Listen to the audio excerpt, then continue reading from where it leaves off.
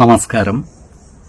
വേദാംഗ ജ്യോതിഷത്തിലെ അമൂല്യമായ അറിവുകളും മറ്റ് ആധ്യാത്മിക ജ്ഞാന ഉപദേശങ്ങളും പകർന്നു തരുന്ന പ്രശാന്തം ആസ്ട്രോ ചാനലിലേക്ക് ഏവർക്കും സ്വാഗതം.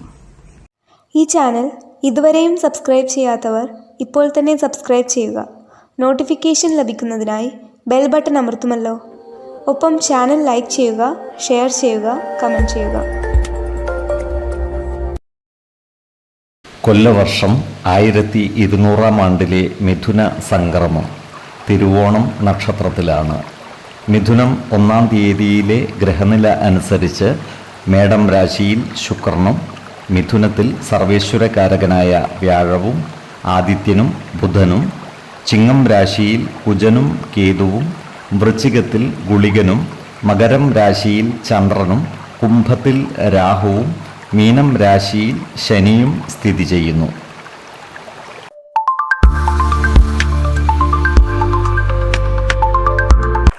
അശ്വതി നക്ഷത്രക്കാരുടെ സ്വപ്നങ്ങൾ പലതും പൂവണിയുന്ന മാസമായിരിക്കും മിഥുനം. പുതിയ വാഹനം, വീട് എന്നിവ അധീനതയിൽ വന്നുചേരും. വരുമാനത്തിൽ പുരോഗതി ഉണ്ടാകുന്നതാണ്. വീടിൻ്റെ അറ്റകുറ്റപ്പണികൾക്കായി പണം ചിലവഴിക്കുവാനും ഇടയുണ്ട്. അതുപോലെ കുടുംബ ദേവതാ സ്ഥാനങ്ങളുടെ പുനരുദ്ധാരണ പ്രവർത്തനങ്ങളുമായി സഹകരിച്ച് പ്രവർത്തിക്കുവാൻ ഇവർക്ക് അവസരം വന്നു ചേരുന്നതുമാണ്.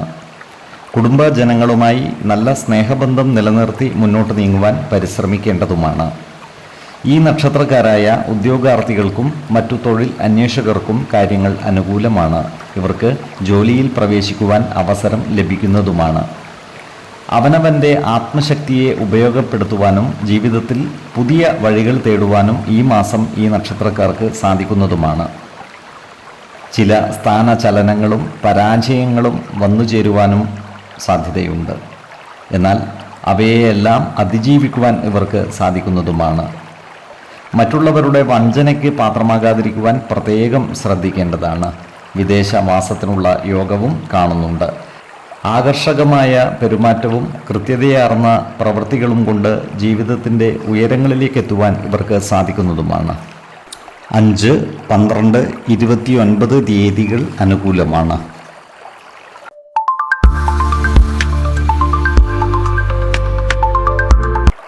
ഭരണി നക്ഷത്രക്കാർ ഈ മാസം ദൂരയാത്രകൾ നടത്തുവാൻ ഇടയുണ്ട്. ഇവർ കർമ്മമേഖലയിൽ ശ്രദ്ധാപൂർവമായ ഇടപെടലുകൾ നടത്തുവാനുള്ള സാധ്യതകളും കാണുന്നുണ്ട്. സാമ്പത്തിക ഭദ്രത ഉണ്ടാകുന്നതാണ്. എന്നാൽ ചിലവുകൾ നിയന്ത്രണ വിധേയമാക്കേണ്ടതുമാണ്.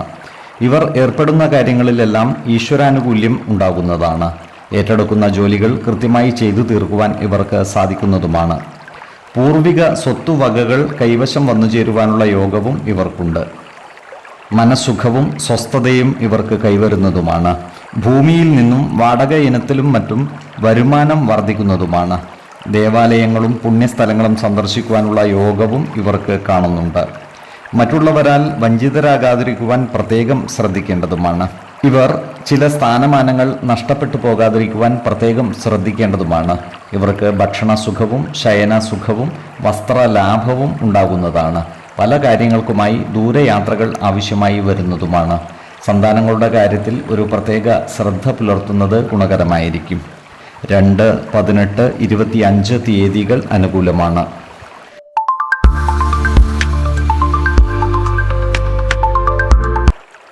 കാർത്തിക നക്ഷത്രത്തിൽ ജനിച്ചവർക്ക് പുതിയ തൊഴിൽ അവസരങ്ങൾ വന്നു ചേരുന്നതാണ്. കുടുംബ ബന്ധങ്ങൾ ദൃഢമാക്കുവാൻ പരിശ്രമിക്കേണ്ടതുമാണ്. കുടുംബത്തിലുള്ള അനാവശ്യ ഇടപെടലുകളും വാക്കുതർക്കങ്ങളും ഒഴിവാക്കി മുന്നോട്ട് നീങ്ങുവാൻ പരമാവധി പരിശ്രമിക്കേണ്ടതാണ്.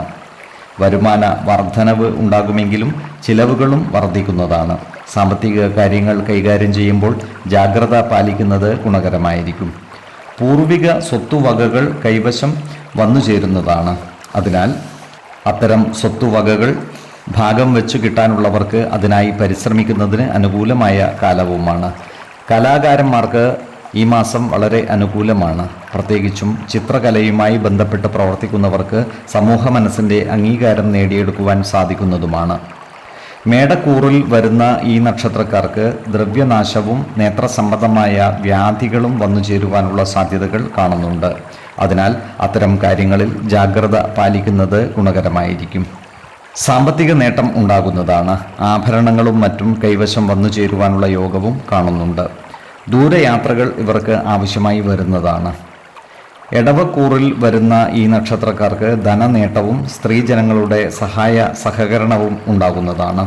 ശത്രുതാ മനോഭാവം പുലർത്തുന്നവരുടെ മേൽ വിജയം വരിക്കുവാനും ഇവർക്ക് സാധിക്കുന്നതാണ്. ഇവർക്ക് ഭക്ഷ്യസമൃദ്ധി ഉണ്ടാകുന്നതാണ്. ബന്ധുജനങ്ങളുടെ സംഗമങ്ങളിലും മറ്റും പങ്കുചേരുവാനുള്ള അവസരവും ഒത്തുവരുന്നതാണ്. ആരോഗ്യകാര്യങ്ങളിലും ഒരു ശ്രദ്ധ പുലർത്തുന്നത് ഗുണകരമായിരിക്കും. 4, 12, 24 തീയതികൾ അനുകൂലമാണ്.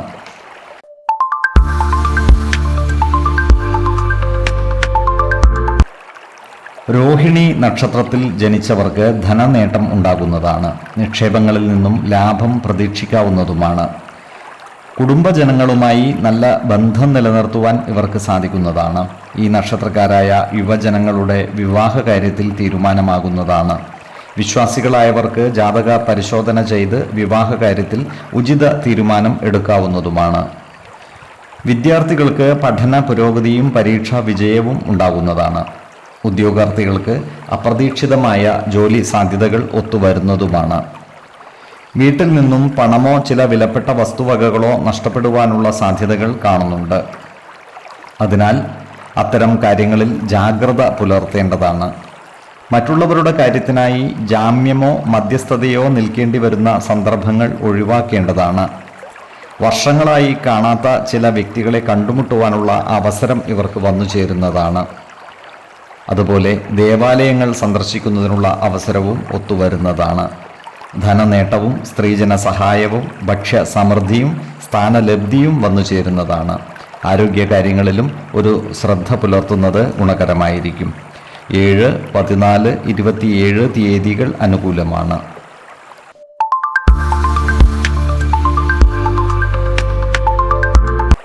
മകയിരം നക്ഷത്രത്തിൽ ജനിച്ചവർക്ക് പുതിയ സംരംഭങ്ങളും മറ്റും തുടങ്ങുന്നതിന് അനുകൂലമായ കാലമാണ്.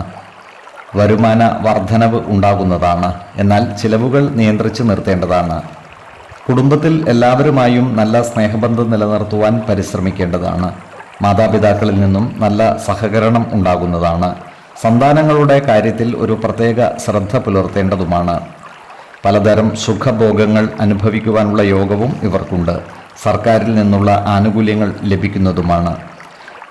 ദമ്പതിമാർക്ക് സന്താന സൗഭാഗ്യം ഉണ്ടാകുന്നതുമാണ്.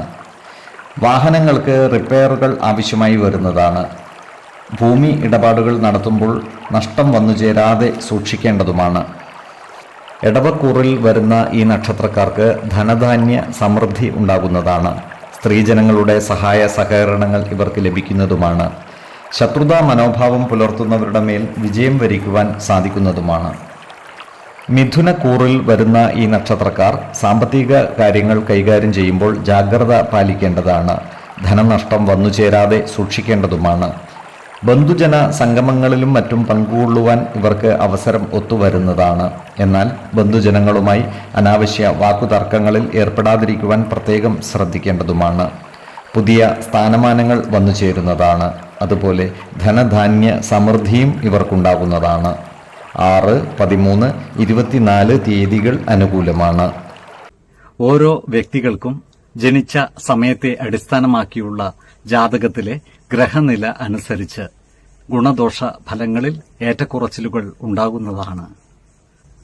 ഏത് പ്രതിസന്ധികളെയും ആത്മവിശ്വാസത്തോടെയും ശുഭചിന്തകളോടെയും നേരിടുക. പരിഹാരമില്ലാത്ത ഒരു പ്രശ്നവുമില്ല എന്നറിയുക. കുടുംബ ദേവതകളെ ഉപാസിക്കുന്നതും ഇഷ്ടദേവതാ മന്ത്രം 108 തവണ ദിനംതോറും ലിഖിത ജപം ചെയ്തു വരുന്നതും ദോഷശാന്തിക്ക് ഉത്തമമാണ്. ഇവിടെ പറഞ്ഞിരിക്കുന്ന കാര്യങ്ങളും സ്വന്തം ജീവിത അനുഭവങ്ങളും ഒത്തുനോക്കുക. നിങ്ങളുടെ അഭിപ്രായങ്ങൾ കമന്റ് ബോക്സിൽ രേഖപ്പെടുത്തുക. ജ്യോതിഷ ഉപദേശങ്ങൾക്കും അറിയേണ്ട കാര്യങ്ങൾക്കുമായി വിളിക്കാവുന്നതുമാണ്. സമയമനുസരിച്ച് ഉചിതമായ ജ്യോതിഷ ഉപദേശങ്ങളും പരിഹാര മാർഗങ്ങളും നിർദ്ദേശിച്ച് തരുന്നതുമാണ്. നന്ദി, നമസ്കാരം. ജ്യോതിഷ രത്നം പ്രശാന്ത് കണ്ണോം.